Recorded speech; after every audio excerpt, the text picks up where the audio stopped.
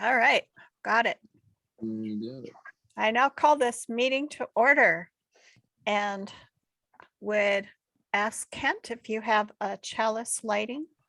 I do.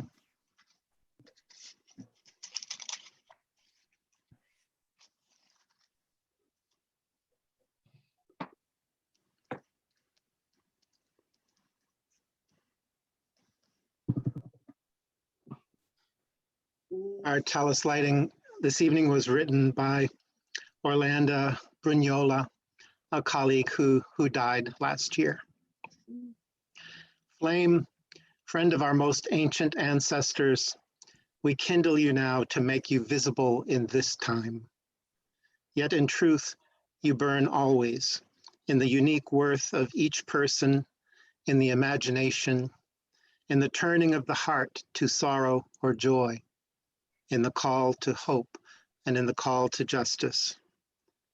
Burn bright before us. Burn bright before us.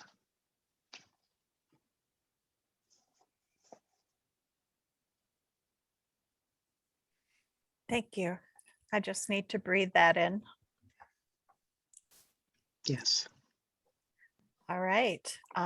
So the next item is to approve the agenda. Does anybody have any additions or changes?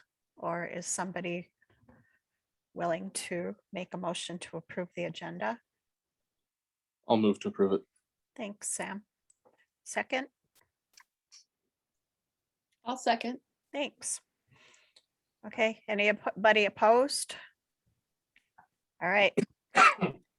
Then the next item is our consent agenda, which includes the June minutes, the committee reports that are included in the packet. There's membership additions and removals that were listed in the packet. So is there a motion to approve the consent agenda? I motion to approve. Is there a second? I'll second. Thank you. Is there any discussion? Anybody opposed to this action? All right, so we will move on. And let's see, financial report. McClure is not here. There was a written report. Bradley, did you have anything to say about anything there? I don't really have anything to add. I'll just draw your attention to the highlights that are there. We've received 98% of the 2021 roof income. And I'll go over the financing plan for the rest in the committee section. Special projects. So that's down towards the end of all the line item budget stuff. It represents almost, it's still kind of in the 2/3 of the Fellowship Hall expense.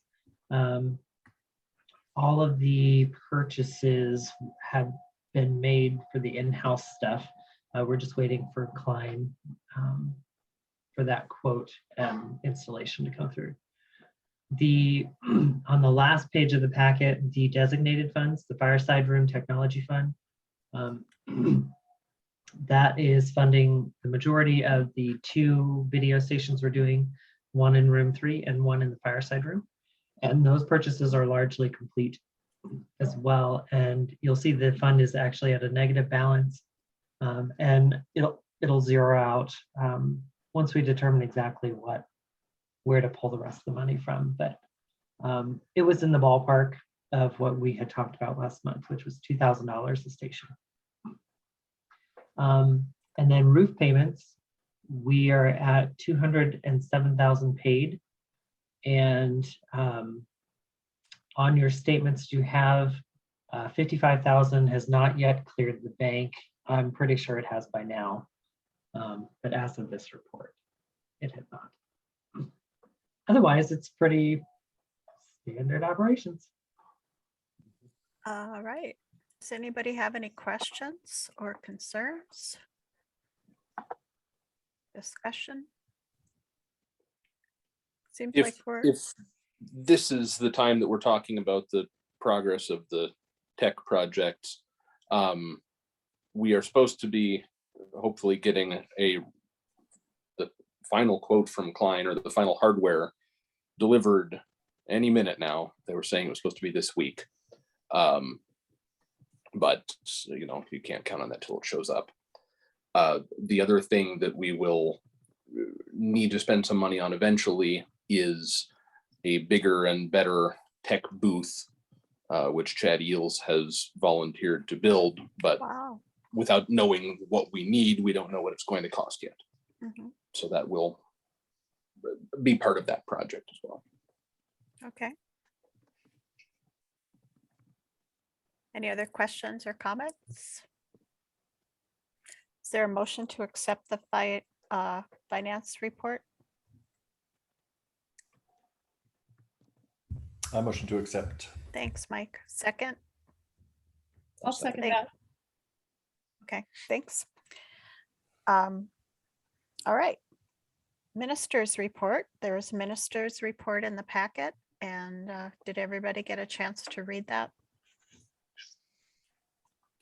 And Kent, do you have verbal stuff you Just, want to? I just want to highlight in the written report, which was primarily about General Assembly, and where as a national movement, the attention is being placed, which the widening the circle of concern is an anti-racist and working on eliminating institutionalized and systemic oppression and Unitarian Universalism is the #1 priority for the next 3 to 5 years.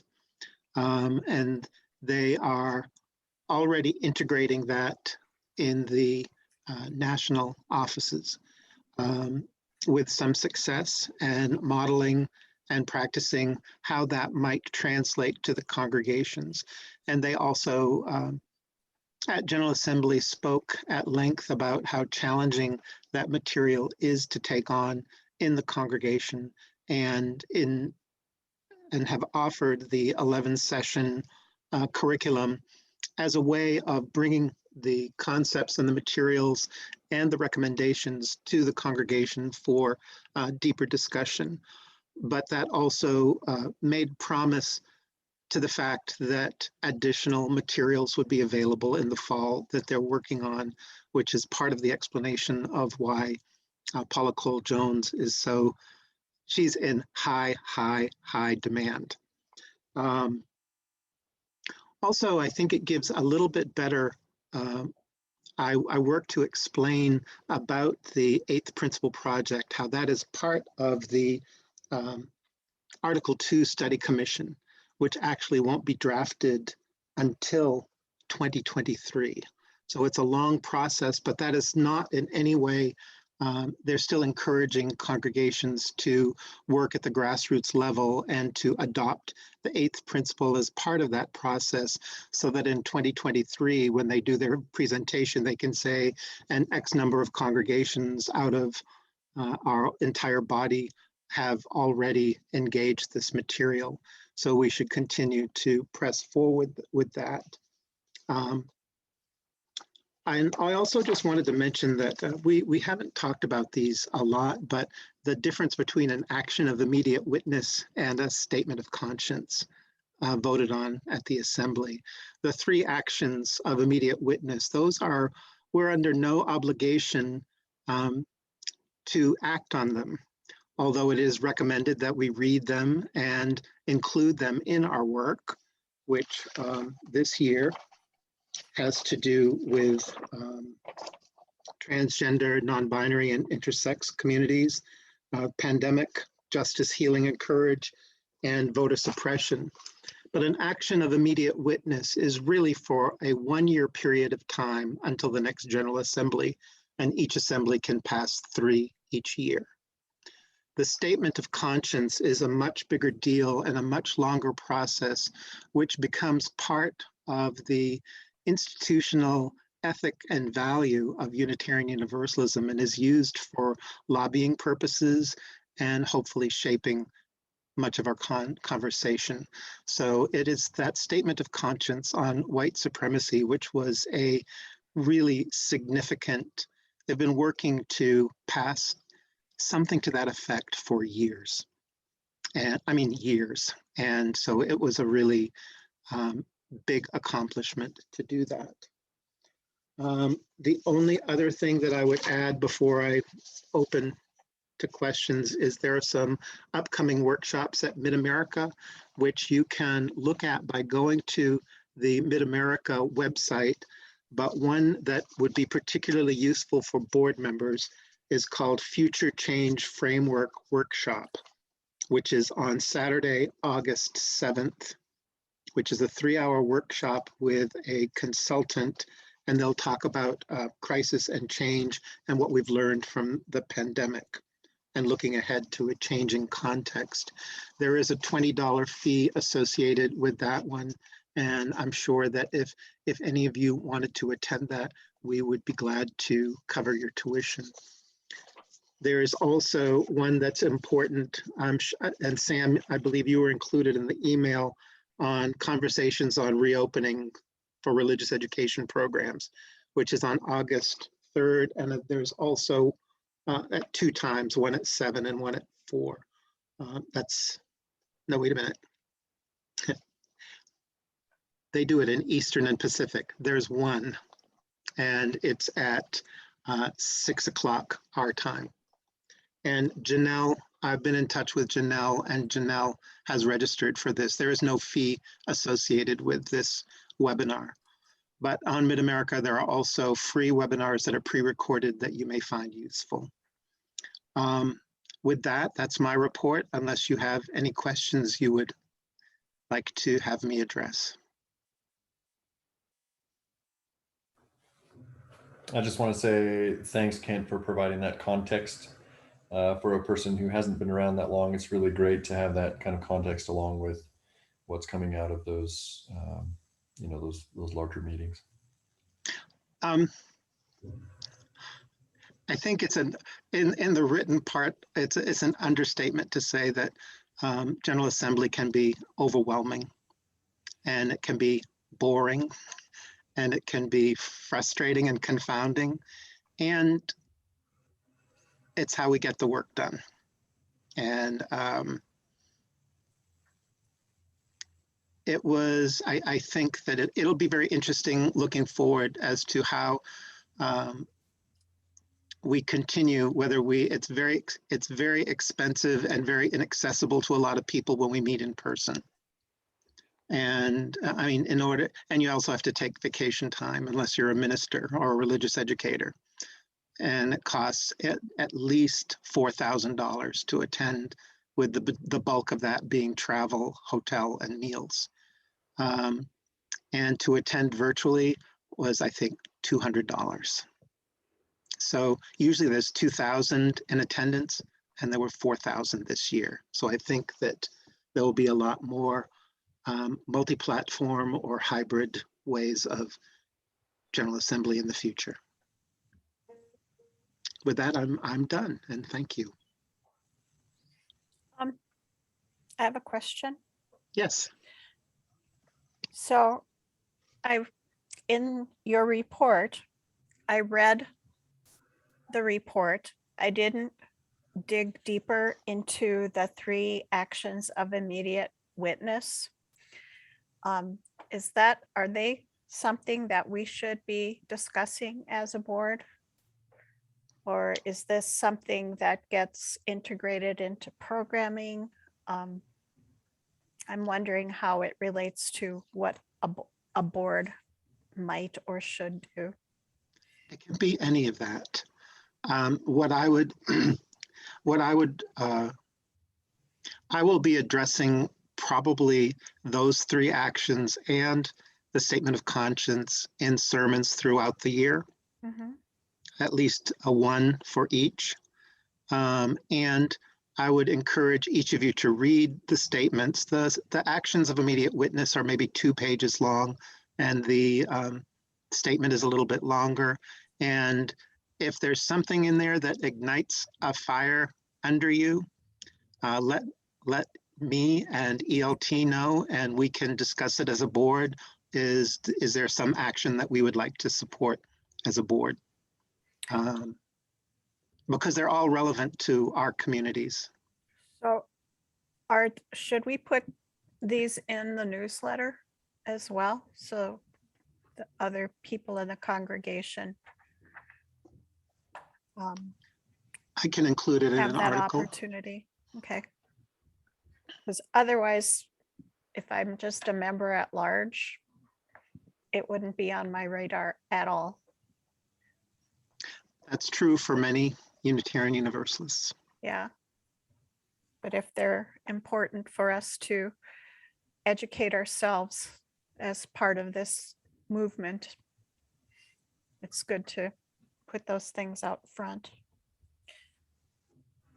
And does I agree. anybody have any other questions? I was just looking at the website that Bradley put the link to from chat. And there's also some other workshops in there that look interesting. And then I've never attended this congregational leaders check-in. But I'm assuming that anybody who's on the board would be considered a congregational leader, or somebody who's a chair of a committee could attend those things. So maybe we should put some of those things in the newsletter also.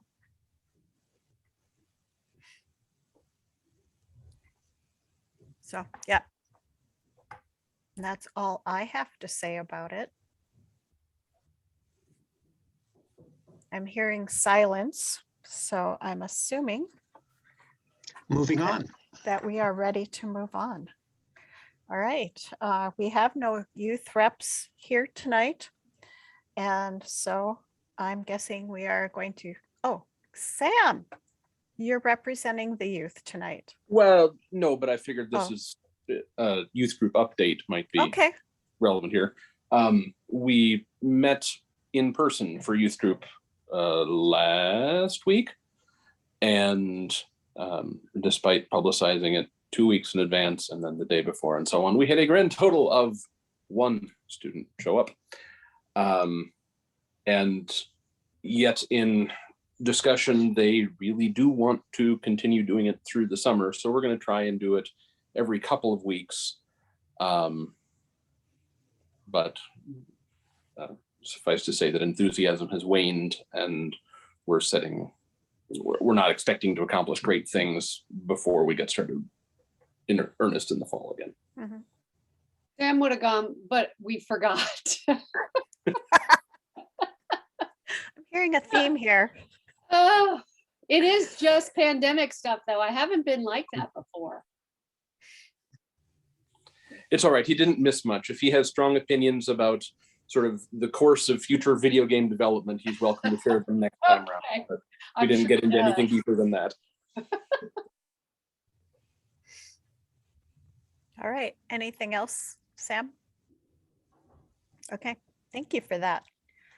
All right, the next item on the agenda is the board liaison reports. Those would be for people who are liaisons to committees that haven't reported in the packet.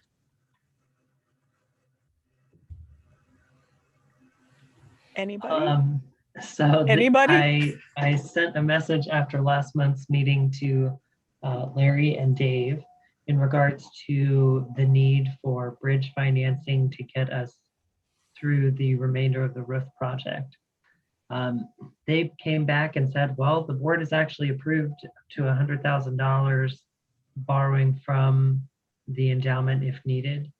So there's not really any action that's needed here. And what we're planning on doing is just kind of keeping an eye on cash flow for the next few months as we finish paying out the project, and doing what we can to maintain the balance in the endowment. So if we have places where we've got some extra cushion, like right now we've got, what, 39,000, I think, extra in the savings account. We'll probably use that first and then move on to actually dipping into the investments. That way we preserve the capital and keep making money on that because it's performing pretty well right now. And the regathering task force is continuing to meet right now. We're discussing a communication or developing a communication in case we need it. If someone comes and says that they have been tested positive for the virus after we've opened things up, something that can go out then, as well as starting some sort of fun intro, welcome back message. It might be just a video with other people. It might be musical. It's still to be determined. And then with Janelle starting in the next 2 weeks-ish, we'll bring her in and kind of get the plan formed for RE as to regathering. On that note, I have met with Janelle on Sunday and got her paperwork taken care of, and she's got her computer and all the resources she needs to kind of start figuring things out. They had just gotten into their apartment the day before though. So she's enthusiastic, but I'm sure she's still very much in the I need a home first mode. So, but I expect her probably next week to reach out and say, okay, I'm ready to start, and then we'll be in full swing by the 26th. So, and that's all I have. Thank you, Bradley. Is anybody Bradley? else? Bradley, would you give the board a brief update that you gave me this afternoon on the roof project and the completion of it, the timeline?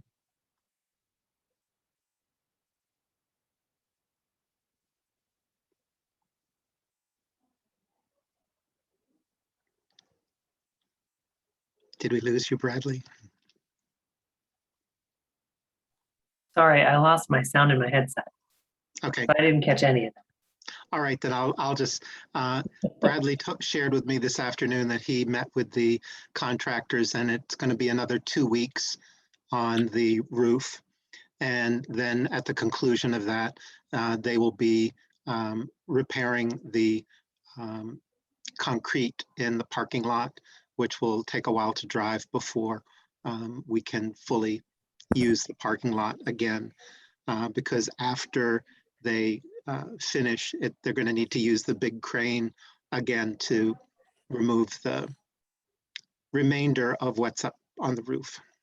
But it's gone smoothly, and I'm having a strange experience here because there are people coming into the building, and I can hear the chime going on and off and on and off, and Oh. voices, and they're scheduled Nervous? to be here. Oh, No, it took me a second to figure out, but it's a strange experience after a year and a half to hear voices in the building, or are there?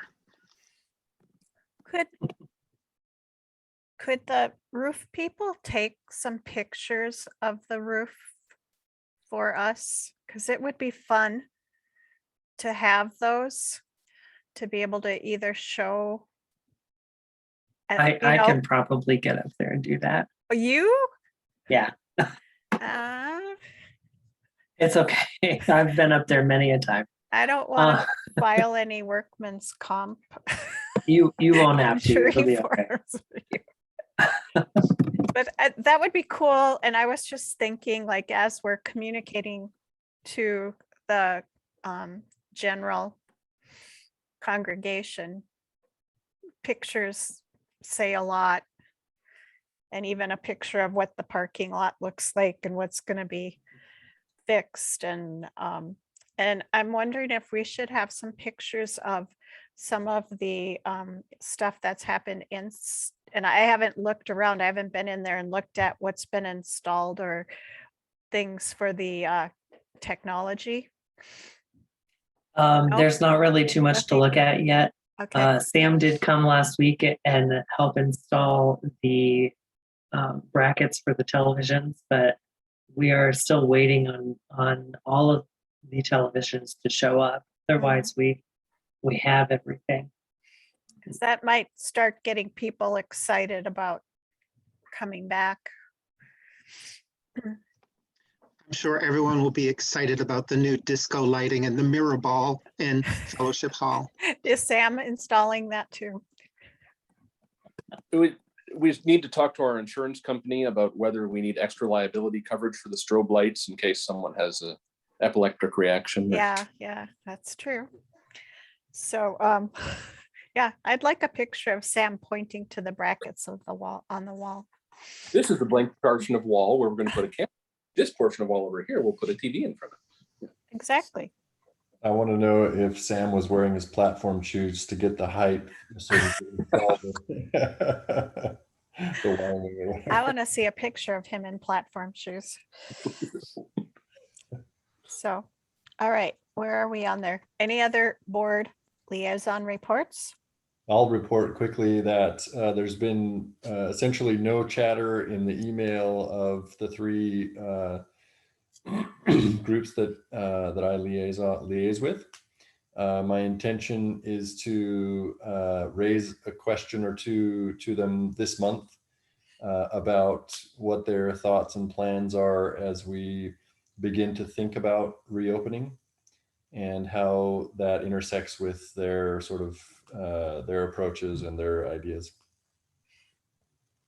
So Thank probably you. next month. That's a good idea. Sam? Not knowing quite which committee its jurisdiction is under, after some discussion on the board, we are tiptoeing back towards Fellowship Family Night. People are more comfortable meeting in a park. So tonight, the weather shut us out. Tomorrow night, we're going to meet in Brookside Park with whoever shows up. And we're not quite ready to do it as a potluck yet. So it's more sort of a bring your own picnic and let the kids run about and bounce off each other for a while. But there's a great deal of enthusiasm, it seems, to get that started again, and we'll do what we can to make it comfortable. That's great to hear. That's What something time to was that celebrate. again? Sam, what time? I want to say 5:30 is what we had sent out in the email, and we're doing it pretty darn informally. Brookside Park, you know, if you have kids, show up. If you want to show up anyway, show up. And that's historically when we've met. On Wednesday nights, we'll show up at 5:30 and eat sometime at 5:45 and then go do activities thereafter. So getting people into that schedule, even if it's the wrong night of the week, seemed like the right move. That's great. Yay. I'm a liaison with the nominating committee, and they have been meeting and approaching people. And Mary Richards, they had a meeting last night. Mary Richards was unable to go, but she sees herself as part of the committee now. And so I don't think they've had a lot of success in approaching and getting people so far. They're supposed to be schmoozing people though. So I'm guessing that they're more asking people, and I think some people have had concerns about what's going on with personnel and what kind of personnel issues they're going to jump into. And so I'm glad that the piece that was put into the newsletter last week actually went out. And also, I don't know if this is on the topic or not, but we do have a contract now with HR, the HR consultant. And that person is collecting information. Cheryl's been collecting the information and sending. And so they're going to be focusing on the RB situation first. So that's all I have. Anybody else? I like the idea of reaching out to the committees and seeing what kinds of concerns, like you said, Mike, of what people's questions and plans are as we reopen. All right.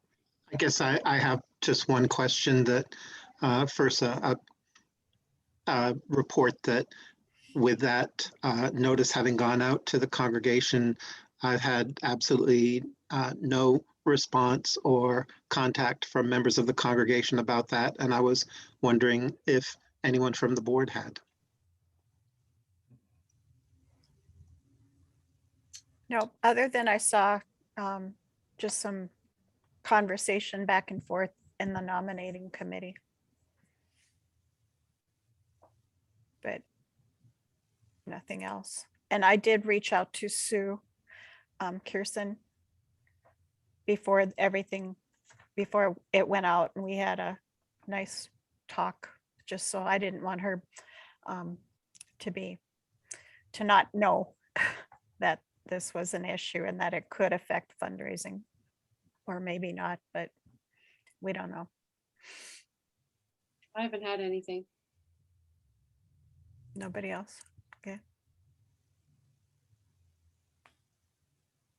Can I just mention that as we're talking about committees, that I really appreciate the direction and focus of the fundraising committee or generosity team or whatever it's called here.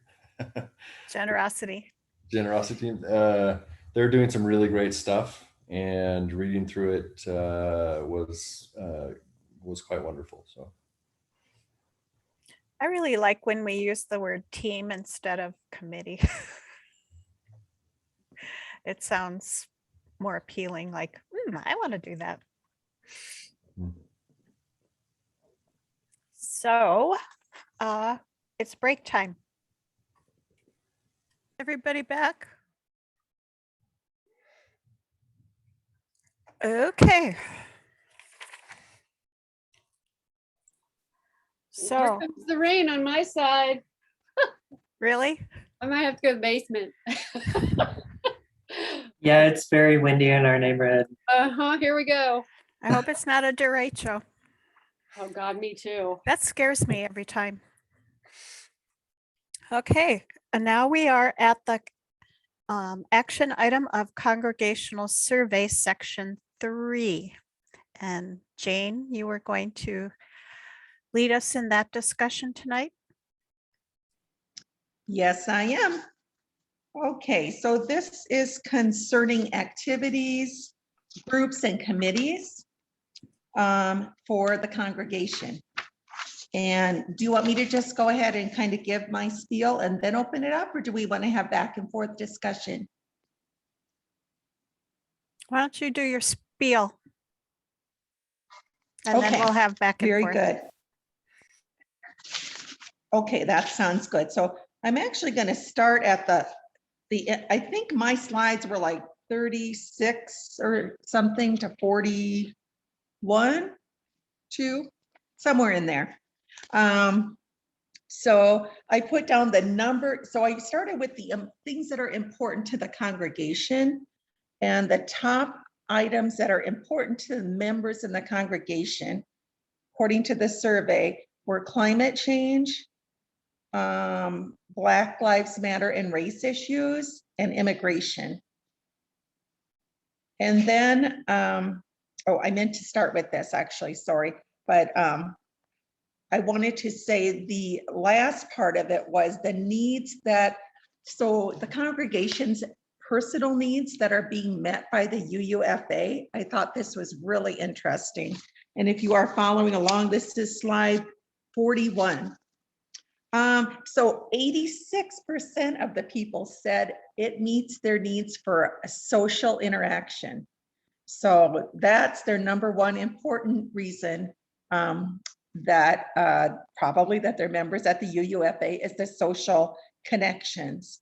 The number two is spiritual, just the spiritual aspect of things, which you would figure being a congregation that would be high on the list, you would hope. it's at 72% of the people said that was one of their main needs that was fulfilled. And thirdly, because they're relatively close, is the intellectual needs. And that was 65% felt that that was met. Pastoral care was down there at 15%. I found that kind of interesting. And I'm sorry, my dogs are playing, deciding this is a good time to wrestle. So if you hear them barking, they are playing. Doggies. Oh, boy. Okay. Okay. Let's see. Hold on one second. Maybe I can whip them into shape. Hey, you two. Hush. Okay. Sorry about that. Then I also said, let me figure out what I wrote here. Ways to improve these. Okay. So people, we asked people, what ways could we improve meeting their needs? And they suggested more variety of things to do, but also to help connect us to each other and help each other meet other people. Some said they want to help us make them think. So the intellectual side gives space to try new things. So would they see this as a congregation as a safe place and to try something new? They also, I thought this was an interesting comment, support and be open to our mental health and our mental health journeys. And I think that is something worth pondering. Another one said, reach out to other faiths, which seemed like kind of a neat idea. Okay. I have another sheet. It has somehow disappeared. Hold on. So many papers here. That's my problem.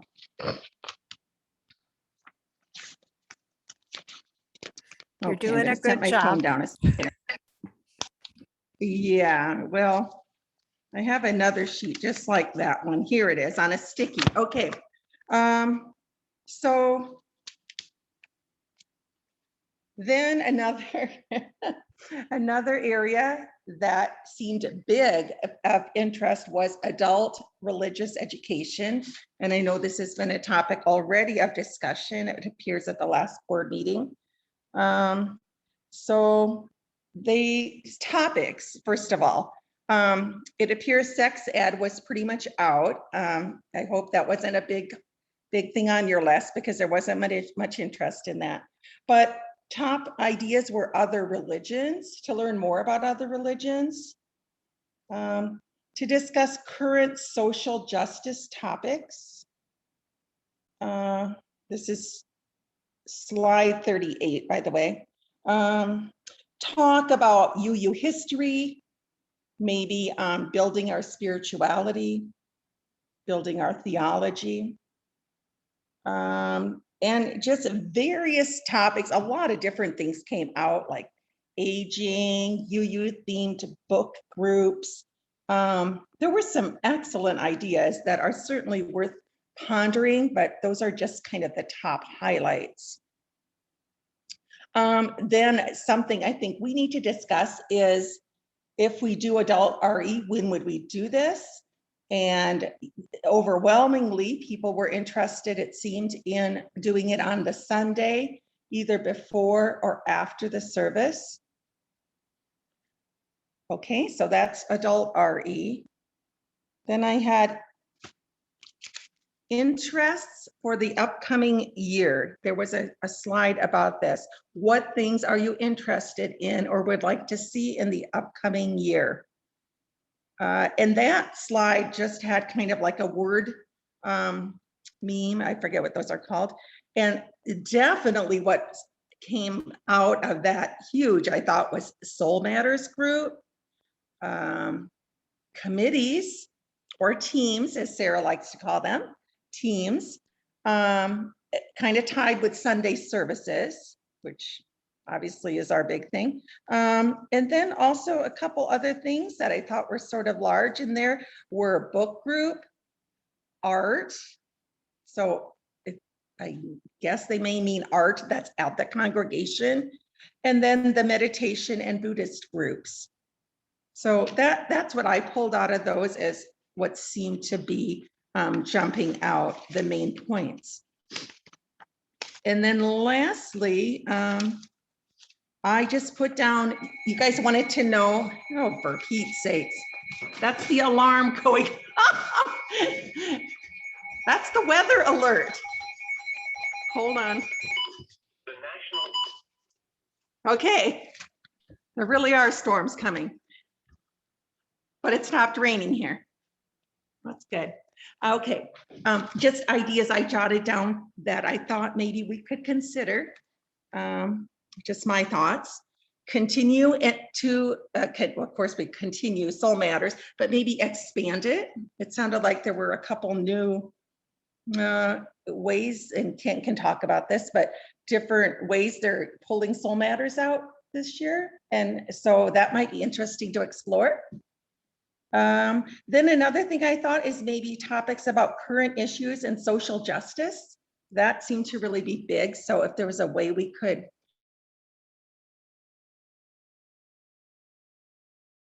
and then lastly, I said adult education. We really need to do something with that this year. So I'm sorry, I did miss the last meeting, and so I'm not 100% what we decided on for the adult ed, if anything. But I saw there was discussion about times of having that. Let's see. So I think things in there would be like world religions, UU history, building our spirituality, and then the widening the circle gap that, or group that you guys have discussed as well. And lastly, I suggested maybe promoting committees in some ways to get further members and get people who are interested into committees that they that appeal to them. That's all I have. I know it's a lot.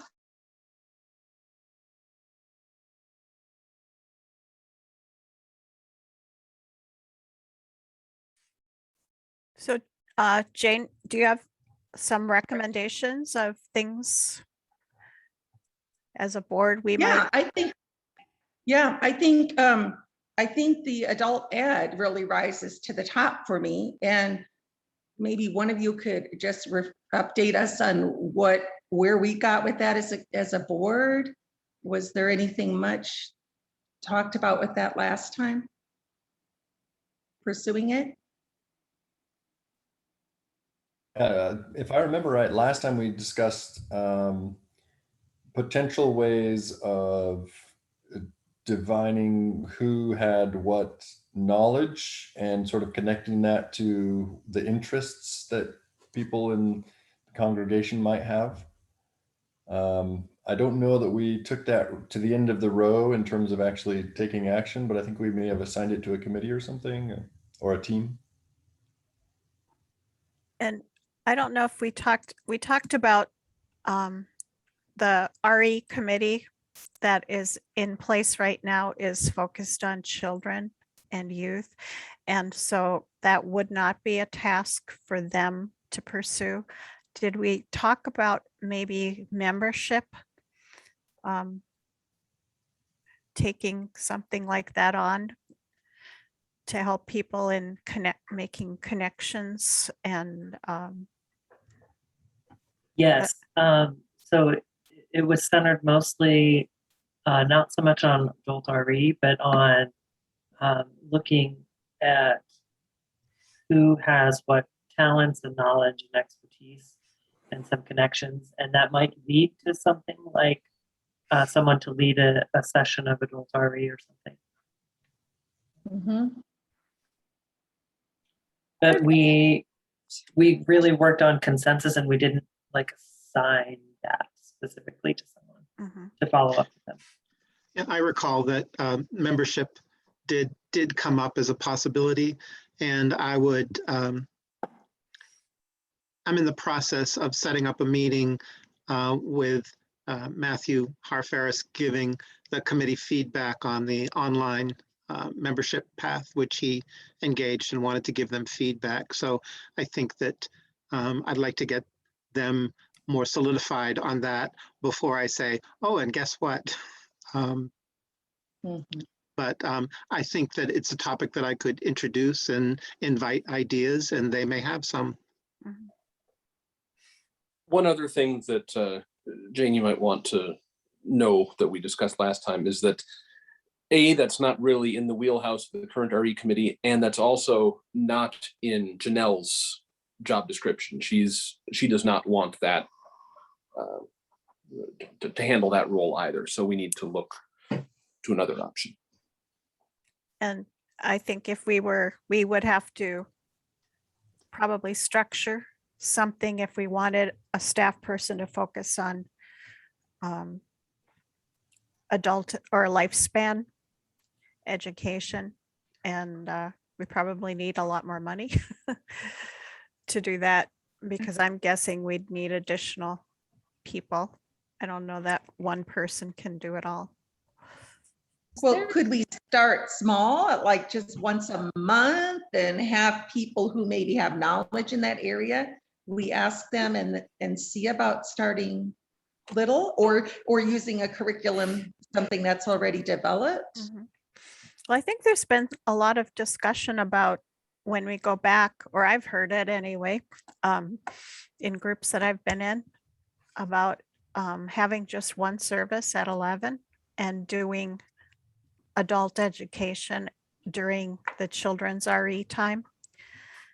And, but I don't know who's doing the planning for adult education. I think that is discussion that we've been having, and there would only be room to house one adult RE class. So I would, most of the prepared curriculums run long. Like a short one is 5 or 6 sessions. And I wouldn't want to, my recommendation would be that if I could find someone with the knowledge to offer a single session or a 2-session adult RE, but to start short, to get people interested and without burning them out with their first experience. And I would enjoy offering a class now and then. But I think that when I get back from vacation and start really focusing on the next year, that's an area that I'll look to develop, to have some short sessions. And I don't know if Christopher Chase, that would be kind of low hanging fruit, if he would be interested in doing like world religions or something like that. But I don't know what curriculums we have out there, but that might be an easy thing because he already has expertise in that if he's interested in leading a group. But since that was addressed as a need, although that would be more than 1 or 2 sessions.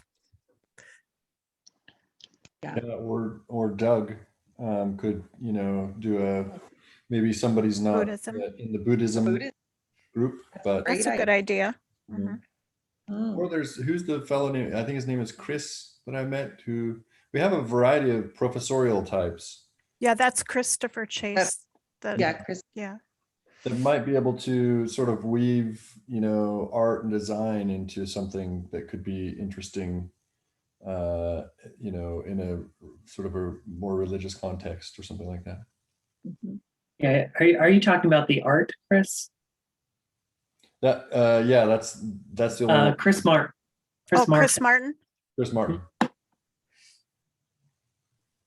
Okay. What about the idea of just having like a social event or something to kind of see to generate and see if there are more people that maybe we wouldn't be the first ones we would think of to be experts on a certain topic. It's been ages and ages and ages since we've had really any kind of social other than a service.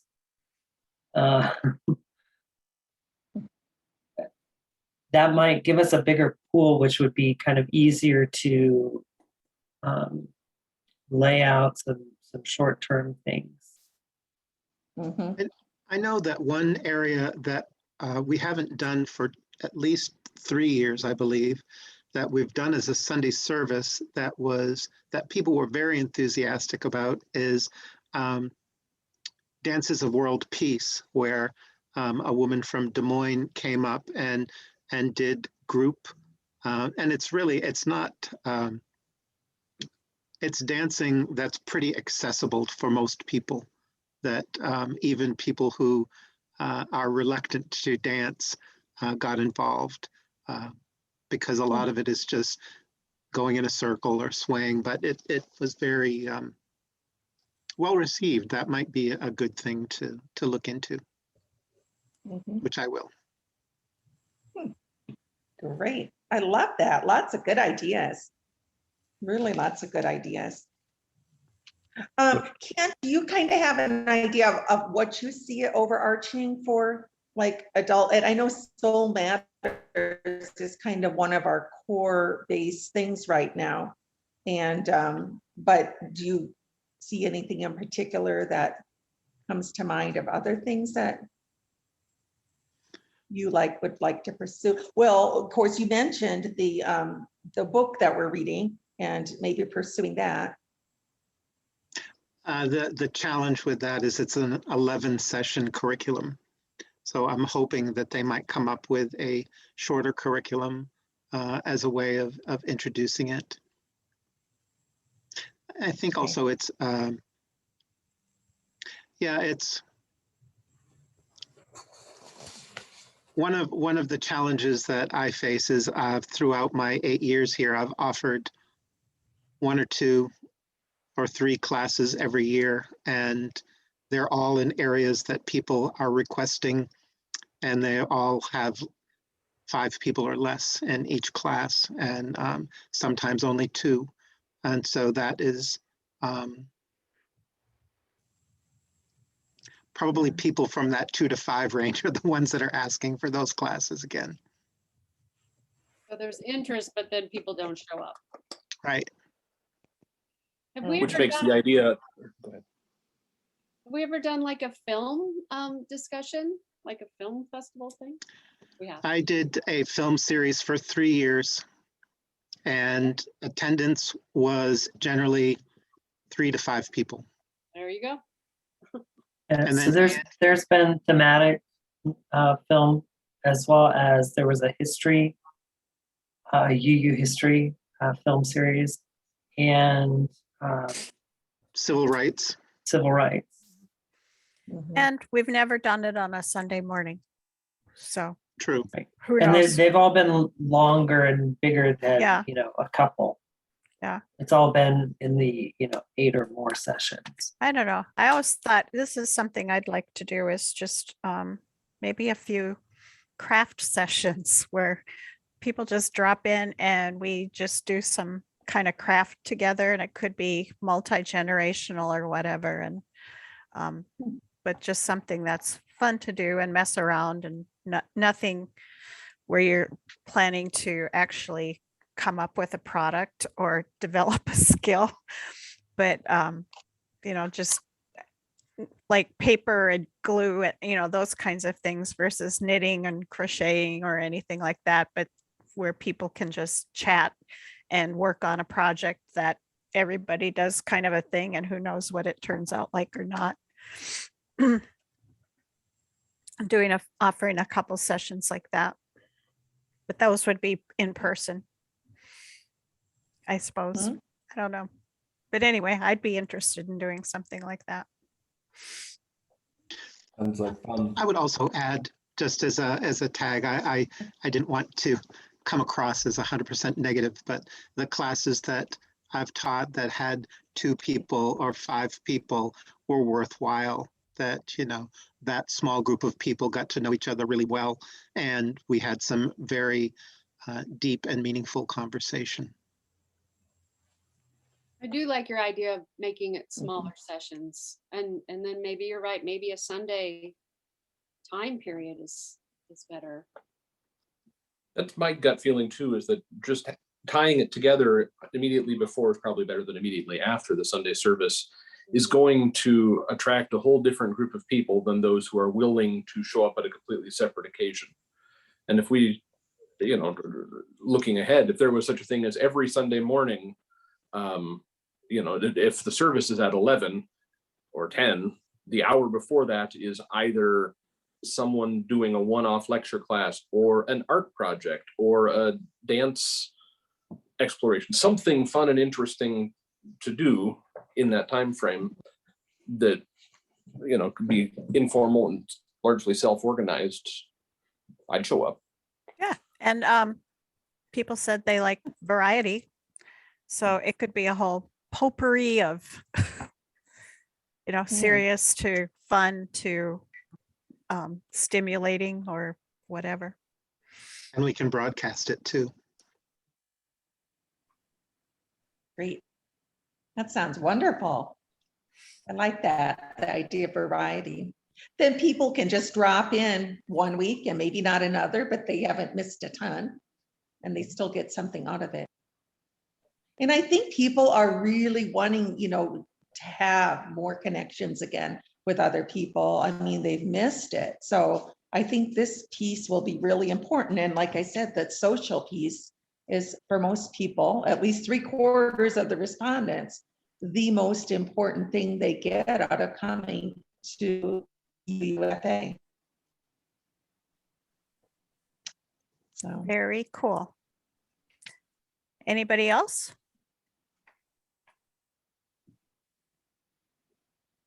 All right. Well, it looks like we're ending our can I agenda. have one?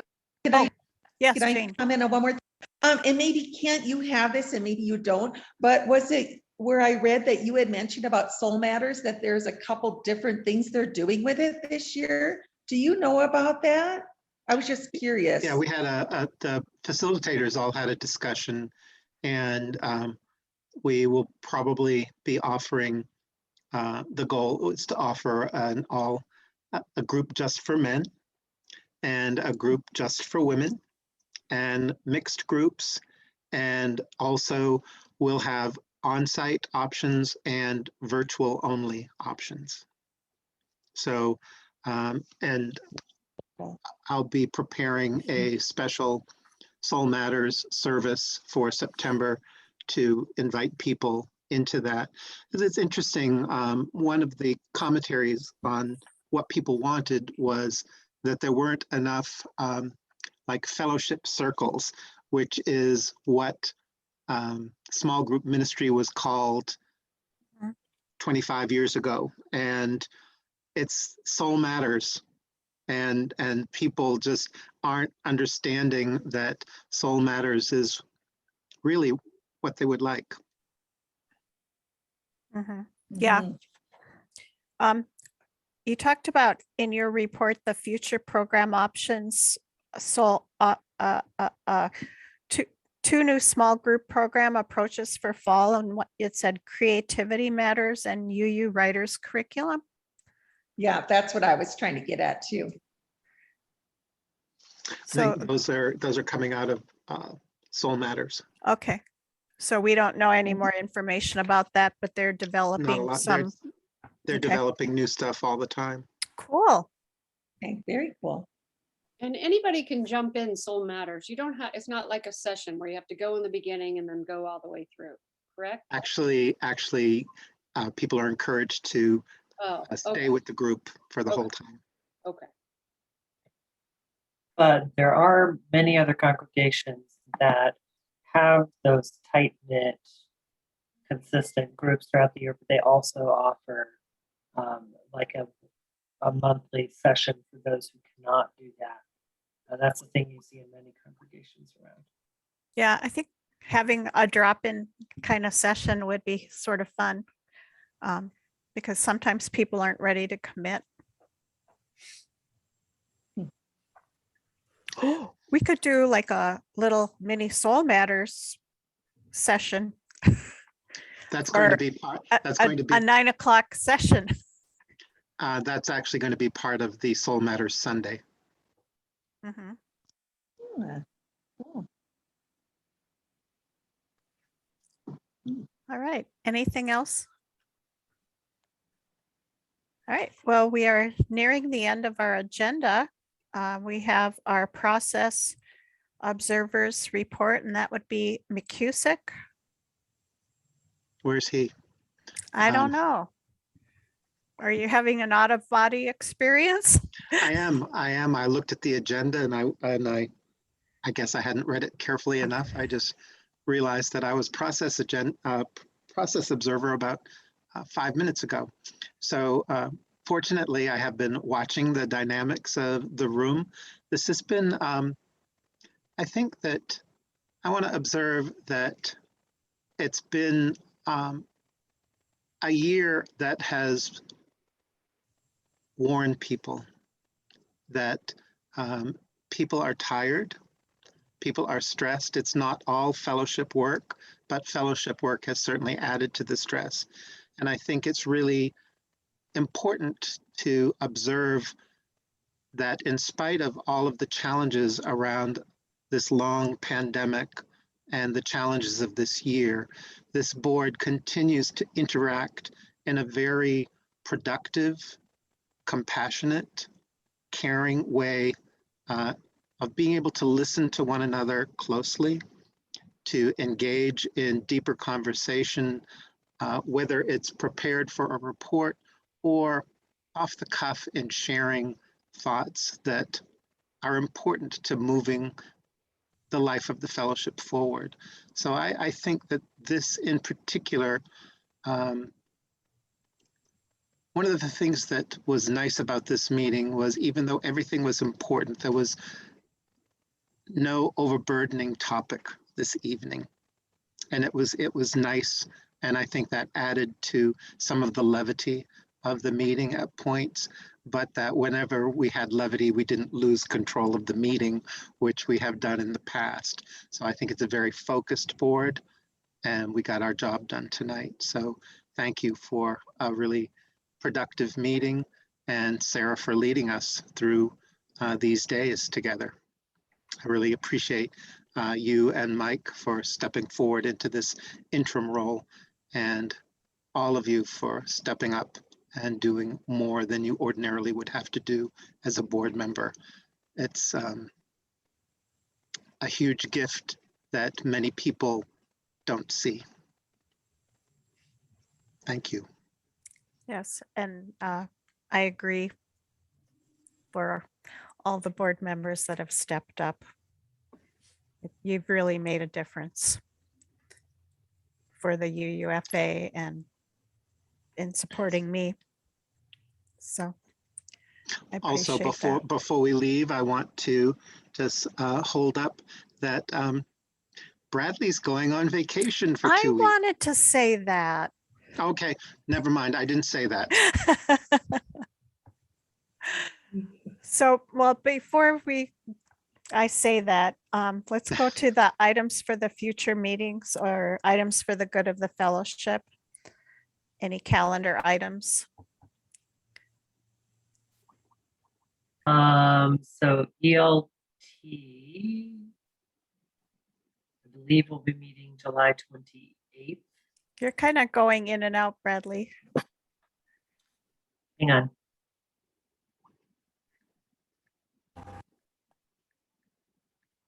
My microphone, my headset must be lying to me. It tells me it's charged, but it must not be.